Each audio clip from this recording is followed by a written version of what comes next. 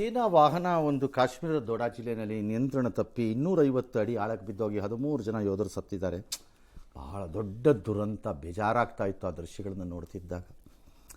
ಇನ್ನು ಈ ಕಡೆ ನಕ್ಸಲರ ಜೊತೆ ಪೊಲೀಸರದ್ದು ನಡೆದಿದೆ ದೊಡ್ಡ ಹೋರಾಟ. ಒಂದು ಜಾರ್ಖಂಡಲ್ಲಿ 15 ಜನ ನಕ್ಸಲರು ಗಾನ್.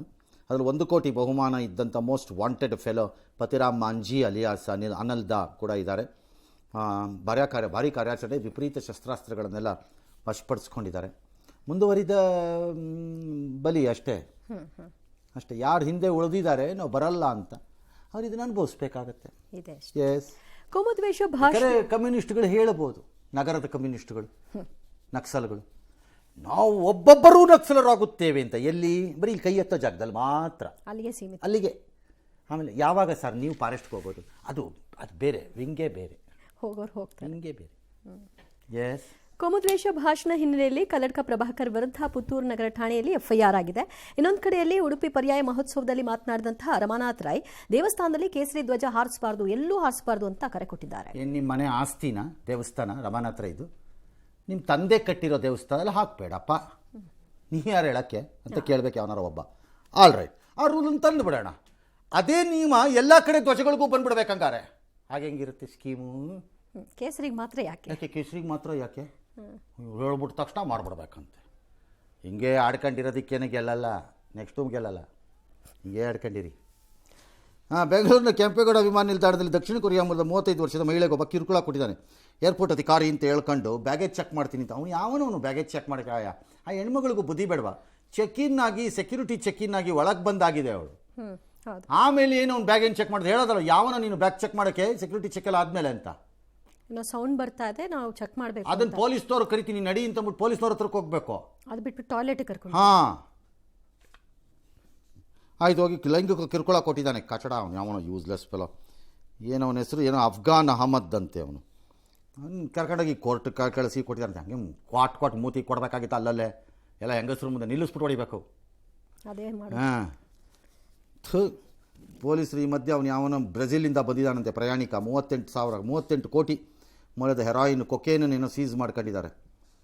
ಬೆಂಗಳೂರು ಹೆಡ್ ಕ್ವಾರ್ಟರ್ಸ್ ರೀ ಡ್ರಗ್ಸ್ಗೆ.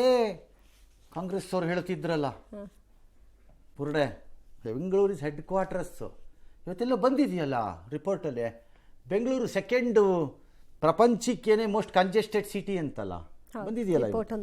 ಸೊ ಈ ಕಡೆ ಕಂಜೆಸ್ಟೆಡ್, ಆ ಕಡೆ ಡ್ರಗ್ಸ್, ಈ ಕಡೆ ಗಾಂಧಿ ಅನ್ನೋ ಸರ್ಕಾರದಿಂದ ಹೊಸದೊಂದು 1000 ಮದ್ಯ. ಏನಪ್ಪ ಎಲ್ಲ ಅಮಲ್ನಲ್ಲಿ ಹಂಗೇ ತೇಲಾಡ್ಕೊಂಡಿರ್ಬೇಕು, ಬೀಳಂಗಿಲ್ಲ. ಯಾಕಂದರೆ ಕಂಜೆಸ್ಟೆಡ್ ಸಿಟಿ, ಬಿದ್ದರೂ ಜಾಗ ಇಲ್ಲ. ಚೆನ್ನಾಗಿದೆ, ಬ್ಯೂಟಿಫುಲ್. ಭವಿಷ್ಯದಲ್ಲಿ ಕರ್ನಾಟಕ ನಂಬರ್ 1 ಯಾವುದರಲ್ಲಿ ಇದೆಲ್ಲದರಲ್ಲಿ. ಮಹದೇಶ್ವರ ಬೆಟ್ಟ ತಪ್ಪಲಿನಲ್ಲಿ ಚಿರತೆ ಆತಂಕ ಸೃಷ್ಟಿ ಮಾಡಿತ್ತು. ತಾಳಬೆಟ್ಟದಲ್ಲಿ ನಿನ್ನೆ ಓರ್ವ ಯುವಕ ಕೂಡ ಇದಕ್ಕೆ ಬಲಿಯಾಗಿದ್ರು. ಇವತ್ತು ಅರಣ್ಯ ಇಲಾಖೆ ಸಿಬ್ಬಂದಿಗಳು ಹರಸಾಹಸ ಮಾಡಿ ಚಿರತೆಯನ್ನು ಸೆರೆ ಹಿಡಿದಿದ್ದಾರೆ. ವೆರಿ ಗುಡ್, ಒಳ್ಳೆದಾಯ್ತು. ಈಗ ಪಾದಯಾತ್ರೆ ಟೈಮನ್ನು ಸ್ವಲ್ಪ ಸೆಟ್ ಮಾಡಿ, ಜನನೂ ಕೋಆಪರೇಟ್ ಮಾಡಿ, ವಿಪರೀತ ಹಠ ಹಿಡಿಬೇಡಿ, ನಮಗೆ ಬೇಕಾದಾಗೆಲ್ಲ ಹೋಗ್ತೀವಿ ಪಾದಯಾತ್ರೆಗೆ ಅಂತ ಅರಣ್ಯ ಇಲಾಖೆ ಅಧಿಕಾರಿಗಳು ಹೇಳೋ ಮಾತನ್ನು ಕೇಳಿ. ನಿರ್ಲಕ್ಷ್ಯ ಮಾಡಬೇಡಿ. ಅವ್ರೇನೋ ಹೇಳ್ತಾರೆ, ನಮ್ಮ ಇಷ್ಟ ಬಂದಾಗ ಹೋಗ್ತೀವಿ, ಮಾತಪ್ಪ ಅನ್ಕೊಂಡು ಹೊರಟ್ಬಿಡ್ತೀವಿ ಅಂತಾನೆ. ಮಾದಪ್ಪ ಬರಲ್ಲ, ಹೇಳಿದ್ದೀನಿ ನಾನು, ಬಂದು ಬಗದ್ಬಿಟ್ಟು ಎತ್ಕೊಂಡು ಹೋಗುತ್ತವೆ ಪ್ರಾಣಿಗಳು. ಹಾಗಾಗಿ ಸ್ವಲ್ಪ ಅವ್ರು ಹೇಳೋ ಮಾತನ್ನು ಕೇಳಿ, ಅವ್ರು ಯಾವ ಟೈಮಿಂಗ್ ಕೊಡ್ತಾರೆ ಅದನ್ನು ತಗೊಂಡು ಹೋಗೋದು ಉತ್ತಮ. ಫೆಬ್ರವರಿ 7ನೇ ತಾರೀಕಿಂದ T20 ಮ್ಯಾಚ್ಗಳು ಸ್ಟಾರ್ಟ್ ಆಗಬೇಕು ಭಾರತದಲ್ಲಿ. ವಿಶ್ವಕಪ್ಪು ಬಾಂಗ್ಲಾದೇಶ ನಾವು ಆಡಲ್ಲ ಅಂದಿದ್ದಾರೆ. ತುಂಬ ಸಂತೋಷ. ಭಗವಂತ ನಿಮ್ಗೆ ಒಳ್ಳೆ ಬುದ್ಧಿ ಕೊಡಲಿ. ಸರ್ವಕಾಲಕ್ಕೂ ಹಾಗೇ ಇರಲಿ, ನಿಮ್ಮ ಬುದ್ಧಿ ಬದಲಾಗಬಾರ್ದಪ್ಪ. ಬರೋದೇ ಬೇಡ. ಅರ್ಥ ಆಯ್ತಾ? ಚೇಂಜ್ ಆಗಬಾರ್ದು. ಫಿಕ್ಸ್ ಆಗಿ ಅವರು ಇಲ್ಲ ಶಿಫ್ಟ್ ಮಾಡಿಬಿಡಿ ಅಂದಿದ್ರಂತೆ. ಯಾವ ಶಿಫ್ಟು ಇಲ್ಲ, ಪಫ್ಟು ಇಲ್ಲ, ಬೇಕಾದ್ರೆ ಬಂದು ಆಡು ಇಂಥ ಸಾಗರ ಖಾಲಿ ಮಾಡು ಅಂದಿದ್ರು. ಇದು ಇನ್ನೊಂದು ಭಿಕ್ಷುಕ ದೇಶ ಆಗಕ್ಕೆ ತುಂಬ ಹತ್ತಿರದಲ್ಲಿದ್ದಾರೆ. ಅಲ್ಲಿ ಜಮಾತ್ ಗೆಲ್ಲತ್ತೆ ಅಂತ ಹೇಳ್ತಿದ್ದಾರೆ. ಗೆದ್ದು ಬಿಟ್ರೆ ಆಮೇಲೆ ಭಿಕ್ಷುಕ ದೇಶ ಆಗಕ್ಕೆ ತುಂಬ ಹತ್ತಿರದಲ್ಲಿದ್ದಾರೆ. ಇನ್ನು ಟೂರ್ನಿಂದ ಹೊರಗಾಗ್ತೀವಿ ಅಂದಿದ್ರು, ಕೇಳಿಲ್ಲ. ಈಗ ಅಲ್ಲಿ ಸ್ಕಾಟ್ಲ್ಯಾಂಡ್ ಆಡುತ್ತೆ ಮೋಸ್ಟ್ಲಿ, ನೆಕ್ಸ್ಟ್ ಬೆಸ್ಟ್ ಟೀಮ್ ಅದು. ಈ ಮಧ್ಯೆ ಪಾಕಿಸ್ತಾನ ನಾವು ಆಡದೇ ಇರ್ಬೋದು ಅಂತ ಇದು ಅನೌನ್ಸ್ ಆಗಿಬಿಟ್ರೆ ನಾಳೆ ಈ ಪಾಪಿಗಳು ಭಾರತಕ್ಕೆ ಬರದೇ ಇರೋದನ್ನ ಸೆಲೆಬ್ರೇಟ್ ಮಾಡೋಕ್ಕೆ ನಾನು ನಮ್ಮ ಆಫೀಸಲ್ಲಿರೋರಿಗೆಲ್ಲ ಮೈಸೂರಿಂದ ನನ್ನ ಫ್ರೆಂಡಿಗೆ ಫೋನ್ ಮಾಡಿ, ಅದೇ ಗುರು ಸ್ವೀಟ್ಸು ಫ್ರೆಂಡ್ ಇದ್ದಾರೆ, ಅವ್ರಿಗೆ ಫೋನ್ ಮಾಡಿ 2 kg ಮೈಸೂರು ಪಾಕ್ ತರಿಸ್ಕೊಡ್ತೀನಿ ಎಲ್ಲರಿಗೂ. ಈ ಪಾಪಿಗಳೆಲ್ಲ ಬರದೇ ಇದ್ದರೆ ಬಂದರೆ ಕೊಡಲ್ಲ, ಕೊಡಲ್ಲ.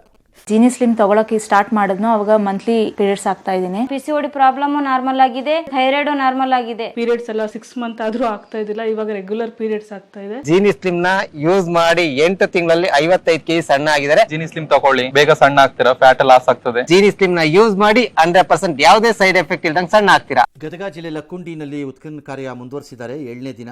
ಇವತ್ತೇನೋ ಅಪರೂಪದ ಲೋಹದ್ದೇನೋ ಸಿಕ್ಕಿದೆಯಂತೆ. ಕರ್ಪೂರ ಬೆಳಗೋದಕ್ಕೆ ಇರೋಂಥ ಲೋಹದ ಏನೋ ಸಿಕ್ಕಿದೆ. Fair enough. ಇವಾಗ ಸರ್ಕಾರ ಆ ನಿಧಿ ಕೊಟ್ಟು ಕುಟುಂಬಕ್ಕೆ ಏನೋ ಒಂದು 30-40 ಸೈಟ್ ಕೊಟ್ಟಿದ್ದಾರಂತೆ. ಮಾರುತಿ ನಗರದಲ್ಲೋ ಇಲ್ಲ ಎಲ್ಲೋ ಒಂದು ಕಡೆ ಕೊಡಿಪ್ಪ. ಮತ್ತು ಅದರಲ್ಲೂ ಯಾವುದೇ ತರಲೆ ಮಾಡೋಕ್ಕೆ ಹೋಗಬೇಡಿ ಅಷ್ಟೇ.